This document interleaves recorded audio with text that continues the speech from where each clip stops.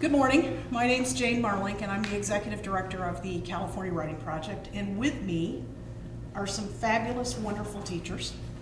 We're here on a very rainy Saturday to do what teachers do best, talk about teaching and make instructional plans for how students across grade levels, across California, different contexts, will write about upstanders, not bystanders. It's a complicated issue, complicated topic. We're going to see if we can test whether all kids can do this. Although none of us want to be on camera, we're all pretty excited about talking about the instructional possibilities that help us think about the way we can support all kids to inform, argue, and analyze in ways that work for our students and in ways that help us grapple with these new Common Core standards and the English language development standards. And here's kind of the point of this. The standards make the point that academic talk, conversation, and communication is important for our students to do their best work. If that's so emphasized in our standards, isn't it just as important for professional colleagues to support each other with problem-solving, planning talk about the what, why, and how of what we're going to teach? And that's what we're going to focus on. First of all, I'd like my colleagues here to introduce themselves, and we'll start with Kim. My name is Kim Holsbury. I'm a kindergarten teacher, and I work in Winters, California, which is a small community outside of Davis, an agricultural community. About 60% of our population is Hispanic, and approximately 20 to 25% of our kinder students come to school speaking only Spanish. All right, my name is Angie Bayless, and I teach in Garden Grove, which is in Orange County, California. And in my district, we have a lot of diverse socioeconomic backgrounds and a variety of languages. I love where I teach, and I love what I do, and I want to thank Jane for inviting us to be part of this today. Hello, my name is Lorena Sanchez, and I teach third grade bilingual at Southwest Park School in Tracy, California. Our population is 60% Hispanic. My class is 100% students who have Spanish as their primary language. Hello, my name is Teresa Pitta, and I teach 5th grade at John Muir Elementary School in Merced, Central Valley town. And the students at our school came to school, probably about 16 to 20% of them speaking a language other than English initially. And our population comes mostly from our downtown area, and we have been working for a number of years to make school and the academic world very successful for our students. My name is Liz Harrington. I teach 7th and 8th grade English Language Arts at Jefferson Middle School in San Gabriel, California. San Gabriel is a suburban school district, a small school district. We have a very diverse population with a large number of different languages spoken. We have Asian students who are mostly Vietnamese and Chinese, large numbers of Hispanic students, very small number of white and African American students. Hi, my name is Norma Mota Altman, and I teach at San Gabriel High School in San Gabriel, California, for the Alhambra City Schools. And I teach 9 through 12, English as a second language, and Spanish for native speakers. Our population at San Gabriel is about 60% Asian, coming from diverse Asian countries, and about 50%, 45% Latino, coming from Mexico and Central and South America. Hi, my name is Amanda Von Kleist, and I teach at Hamilton High School, which is a tiny rural school in Northern California in Glenn County. Our school population is about 300, and the town population is about 2,000. Our students are probably 60 to 70% Hispanic. I'm a special education teacher in the high school, and that means I do some direct instruction, but most of my time is spent helping my students be successful in general education classes throughout the high school. A range of disabilities from attention deficit, autism, emotional disturbance, a wide variety of kids for a small school. My name is Marlene Carter. I teach at Dorsey High School in the Math Science and Technology Magnet Program in Los Angeles Unified. A magnet is a school within a school, so we are on a campus with a comprehensive high school. My magnet has 125 students, and I'm the only English teacher in that program. So I teach grades 9, 11, and 12 this year. And I have a very wide variety of student ability levels within that comprehensive situation. Most of my students are African American. The magnet program is about 70% African American and about 30% Latino Hispanic. And to prove to you that we haven't scripted this, I'm going to throw a question out here that we have not talked about, and we'll see what happens. We've all been kind of taken with this, with the possibilities for upstanders, not bystanders. It's intriguing. We've talked about it a little bit, but one thing we haven't talked about, and this is a fundamental writing project belief. If you wrote about this yourself, who would you write about?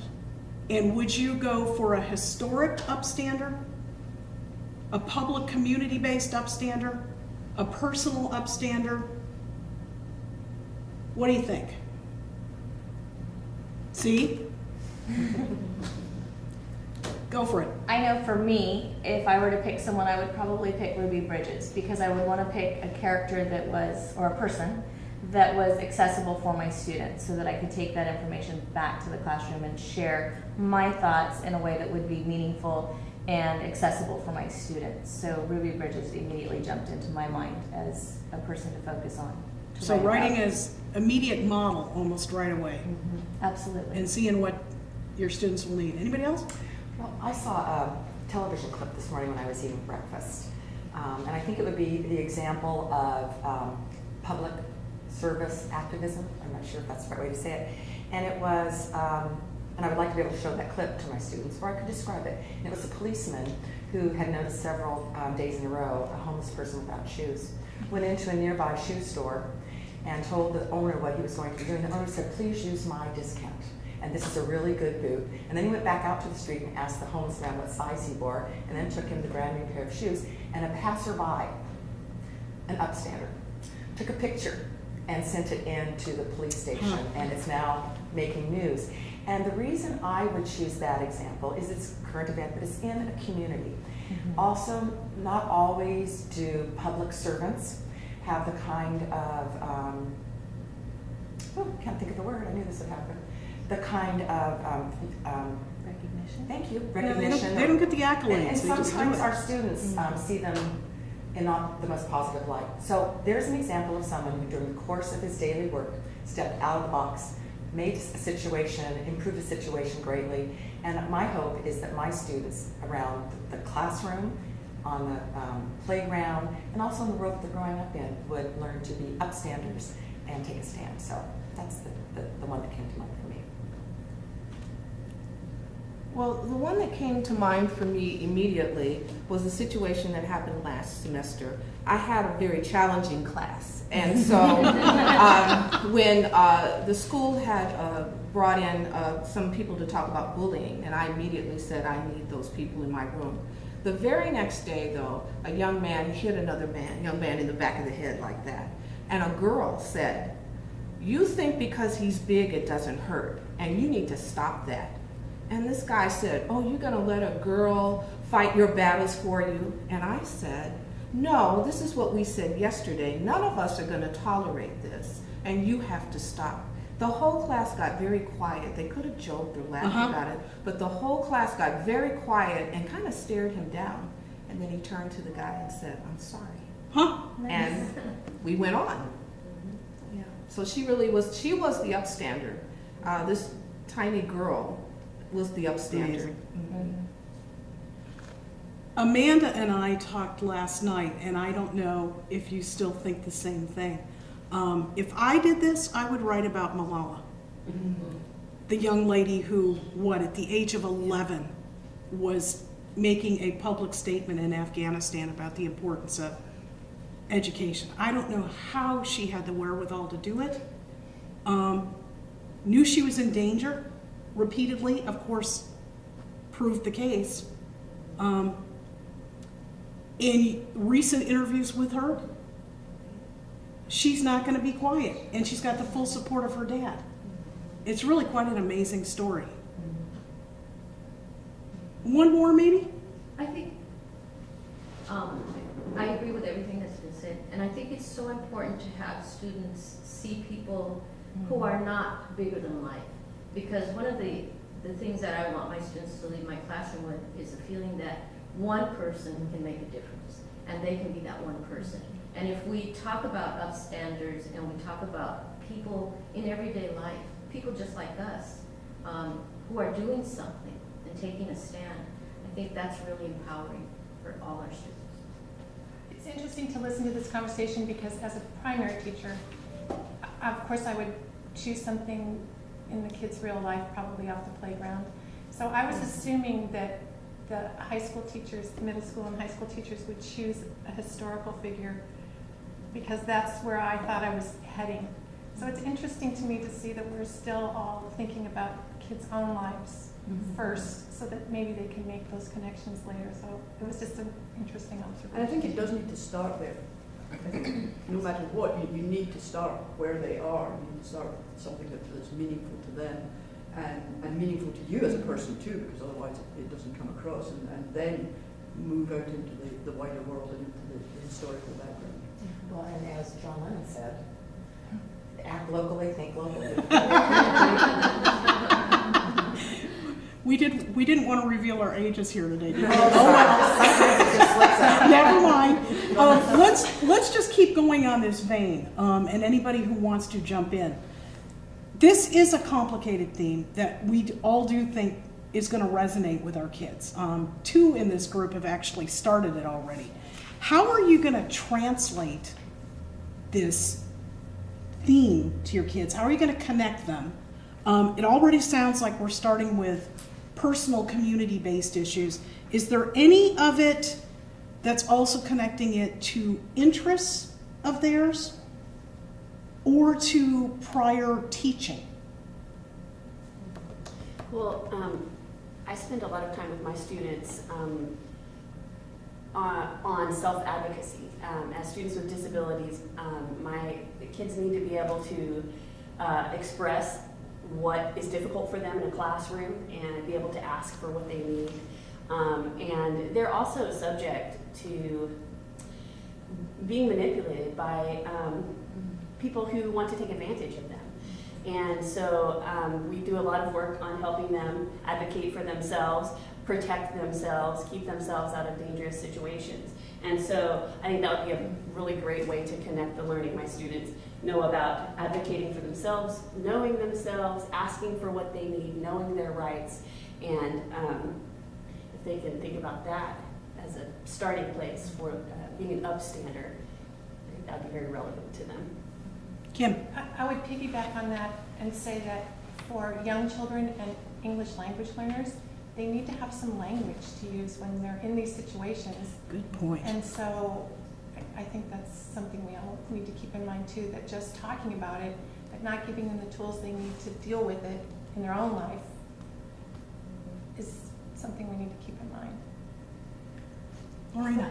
Oh, I was talking about how we kind of started an anti-bullying program at our school where we use the word ally. So the kids have these scripts that they practice where they act like they're an ally or what would be an upstander in different scenarios. So when it actually does happen, they can do it, and they do it in Spanish, we do it in English, but they can transition between both of them, whatever is necessary at the time, and that way they know if something happens, the language, the vocabulary, what's appropriate. I know we're going to talk more about literature later, but I think with primary, giving kids stories that we can read to them so that we can start to introduce what did the characters do, and then taking that to what could you do, and finding those connections, but doing something safe with a storybook that they can see and see that that character did that, and then have that transfer into their own lives and their own behaviors. Go for it, Norma. One of the things that I'm really excited about, because I went to Facing History and Ourselves, some of their institutes, and they have this concept of the universe of obligation. And Oh, I I start like with who is our universe of obligation and how far does it extend? And the whole notion that, you know, you start with yourself, your family, and how far does your obligation extend? And in terms of being a world-class citizen, in terms of having empathy and caring for other people around the world, it's such a powerful vision to have. And so students begin to talk about my obligation and my universe, and so that's been really exciting to see. For me, I think it starts with students writing about their own experiences and getting down in writing what their own experiences have been, especially with bullying. One of our school district this year, as part of our master plan, has bullying as a major focus. And so we're going to be really looking into ideas connected to bullying and how to prevent bullying and what to do when you are bullied. And this whole notion of being an upstander will play directly into that. And so for me, it starts with students writing about what their experiences have been, and then being able to share that writing with others and talk to others through their writing about those experiences. Yeah, you can't propose ways to solve a problem if you're not deeply immersed in the problem. Right, yes. Be it in the community, even looking at history. It's just impossible. I think Teresa. I was reminded when you were talking that also the configuration of the school plays a role. So I'm in a K-5 school and I'm teaching 5th graders. And at the beginning of the year, one of the things we talk about is, of course, they're really thinking they're head honchos. They're the men, they're the women, they're going to take over the school. Not really, but that's what they dreamed of since they were in kindergarten. And I proposed to them on the first day of school. Next year I will use upstanders and bystanders, but I proposed to them that they really are the big sisters, the leaders of the school, and that it is not up to them to boss kids around in the bathroom, on the playground, but to really be a good example and to brother them along or sister them along. And that does help. I have been on duty this year and have had some of my pretty tough kids come up to me and say, there is a little 2nd grader who just hit 3 times in a row another little person. We're going to go take you to it. And my next step is to teach them to step in. They don't need to take an adult over to solve the problem. They really can. So that idea of their social place in a school community, I think we can use because it is essentially what they're all about, and starting with their own eyes. And then also what happens in each of our classrooms is the content areas that we are teaching then can become background, launching pads for many critical reading and writing opportunities. So that if in a 5th grade class they're talking about the American Revolution, well, what's an example of a bystander there? And who were the bystanders? And it can just go on in many examples. So that reminded me that happens in social contexts as well as content areas for our kids. And I think that's important to keep pulling it back to what do we already have available to us in the classroom, because as teachers we don't really want one more thing to add to the plate, but we want to be able to use what's already on our plate effectively and to meet a multitude. And looking at the stories in our anthologies that help us to analyze characters, interpret text, and find those bystanders or upstanders in each of those stories, and to utilize social studies, utilize our, literature. I think that's a great place for us to have that nonfiction and fictional stories and to kind of find those links. And I'm going to go back to something Kim said, because you're right that we do want to get to the historical examples, as I do teach the 11th, 12th graders. By the way, in 9th grade, there's so much literature that does have this upstander. But by the time you get into the older grades, it seems the literature is not so focused there. It's something to think about. But the connection I'd like to make is, I know my social studies teacher, who's just down the hall from me, is going to teach about the freedom riders of the 1960s and the buses and what they did to stand up for desegregating buses. So, okay, I know he's going to do that, but I think what I would do is personalize it and think about people who are just a year or 2 or 3 older than you stood up. What are the issues you need to stand up for today? So I can see making this a little more personal and making it more about action, or at least thinking about action. And I think just as a way of closing off this segment, you've touched on, we are so fortunate, actually, and we may not think of it that way in California, with all the activities and events that get put on our school calendar that actually can fit into taking advantage of that curriculum or that day or that time to refocus on upstanders. I was floored, actually, by all, just taking a look.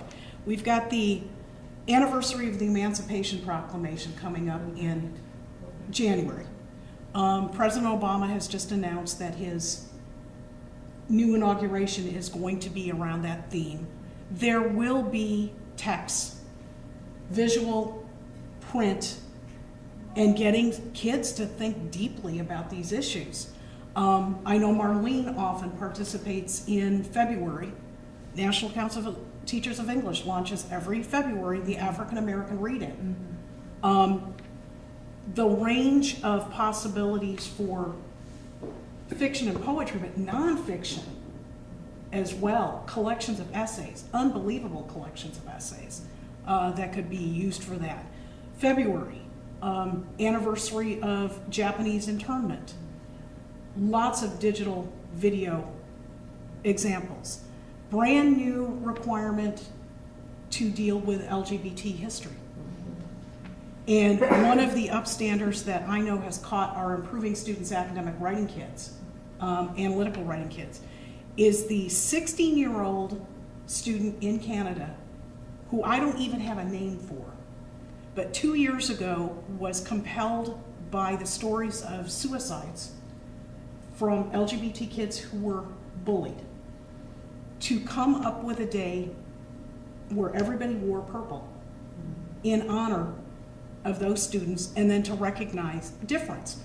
2 years later, this isn't a national event that people pick on, wear purple, advocacy, Spirit Day, depending on what organization. 16-year-old kid, for goodness sakes. The bullying campaigns that are now part of our statute, cyberbullying issues, character education. This seems to me to be a theme that's going to resonate, that kids can connect with if we do the right work. And we'll tease you. You'll see later in this module that there's an invitation for you to participate, and we're hoping you will, along with us. It's going to be a good thing, I think. Good thing. Any last words about connecting kids, connecting to these issues? I agree with what Marlene said about starting with the personal and going to the historical. And in LA, for me, the student walkouts, where students who were the same age as our students walked out of the high school demanding classes and demanding equal opportunity and access to college information. I mean, and those were Latino students like my students. So that hits homes for them. And to put that in the light of upstanders, these are students who actually did something, didn't just talk, but did something to change it, and you're reaping the benefits. Oh, the student activity that led to Williams. Yeah. And I will say that some of us here in Sacramento a long time ago had a sit out in our senior year of high school because there were no ethnic studies courses and very little multicultural ethnic representation in our history courses. For teachers who are as old as I am, you will now know when that happened. Any last words? I'm excited to see the possibilities. I cannot wait to see what we come